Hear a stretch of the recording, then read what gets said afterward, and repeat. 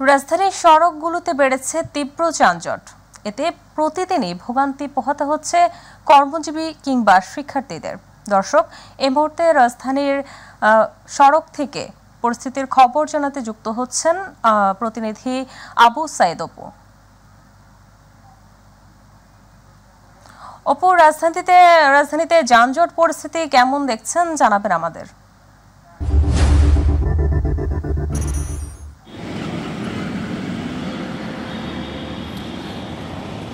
শাহরি, আপনাকে ধন্যবাদ। আসলে আপনি যেমনটি বলছিলেন যে যানজটের চিত্র যেটি জানতে চাচ্ছিলেন, আমরা গত কয়েকদিন থেকে দেখছিলাম, অর্থাৎ বলতে গেলে যে 5ই আগস্টের পরে কিন্তু যানজটের চিত্রটা এমনটা ছিল না। কারণ মাঠে যখন শিক্ষার্থীরা নেমেছিলেন তখন কিন্তু যানজটের চিত্রটা অনেকটা বদলে গিয়েছিল। এখন আবার দেখা যাচ্ছে যে বিভিন্ন সড়কে যারা আসলে বিভিন্ন গন্তব্যে ছুটে যাচ্ছেন, যেসব মানুষ যারা জীবী রয়েছেন, যারা কর্মস্থলে টানে যারা ছুটে যাচ্ছেন এক জায়গা থেকে আরেক স্থানে, তাদেরকে আসলে নানা রকম ভোগান্তিতে পড়তে হচ্ছে এবং তাদেরকে দুর্ভোগে পড়তে হচ্ছে। এর অন্যতম কারণ হিসেবে দেখা গেছে যে ট্রাফিক ব্যবস্থাপনার দায়িত্বে যারা আসলে থাকার কথা, তারা কিন্তু আসলে যেভাবে দায়িত্ব পালনের কথা, তাদের অধিকাংশই কিন্তু এই কর্মস্থলে যোগদান না করার কারণে কিন্তু তাদেরকে কিন্তু সেই সংশ্লিষ্ট প্রশাসন থেকে অব্যাহতি দেওয়া হয় এবং অব্যাহতির পরে কিন্তু সেই জায়গাটাকে আসলে পরিপূর্ণ করতে গেলে একটু সময় লাগবে।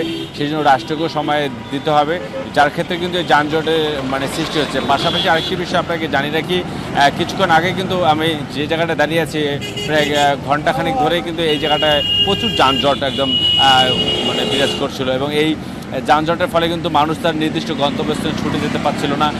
বিভিন্ন শিক্ষার্থীরা তাদের যে প্রতিষ্ঠানে যাওয়ার কথা সেটিতে যেতে পারছিল না এবং এই যানজট কিন্তু এই লেগে থাকার ফলে আমরা দু একজন ট্রাফিক সার্ভিসের সাথে কথা বলেছি, তারা আমাদেরকে জানিয়েছেন যে দ্রুতই বা সহসাই এই আসলে যানজটের যে ভোগান্তি আসলে সেটি কেটে যাবে এবং এই যানজট নিরসনের ক্ষেত্রে যে পুলিশিং যে ট্রাফিক ব্যবস্থাপনা সেটি আসলে পরিপক্ক করে তোলার জন্য এবং যেভাবে পরিকল্পনা নিয়ে এগোনোর দরকার সেটি কিন্তু বর্তমানে অন্তর্বর্তীকালীন সরকার একদম পুঙ্খানুপুঙ্খভাবে করছে। তবে এই যানজটটা আসলে যারা সাধারণ যাত্রী তারা অভিযোগ করে বলছেন যে সন্ধ্যার পরপরই যানজট আরও বেশি বেড়ে যায়, বিশেষ করে যে দুপুর 12টা নাগাদের আগ পর্যন্ত যানজটের যে ভয়াবহ চিত্র সেটি কিন্তু আসলে একদম অভাবনীয়। তবে এই যানজট থেকে পরিত্রাণ পাওয়ার জন্য যারা সংশ্লিষ্ট ঊর্ধ্বতন কর্মকর্তা রয়েছেন, কর্তৃপক্ষ যারা রয়েছেন, যারা নগরবাসীর উন্নয়নে যারা কাজ করছেন, তারা এই বিষয়টির দিকে নজর দেবেন, তাতে করে যারা সাধারণ নগরবাসী রয়েছেন তারা যেন তাদের সেই যানজটের দুর্ভোগ থেকে রেহাই পেতে পারে এবং তাদের নির্দিষ্ট সময় মতো যেন তারা তাদের গন্তব্যস্থলে যেন ছুটে যেতে পারে। এইটাই ছিল এখানকার মানুষের প্রত্যাশা।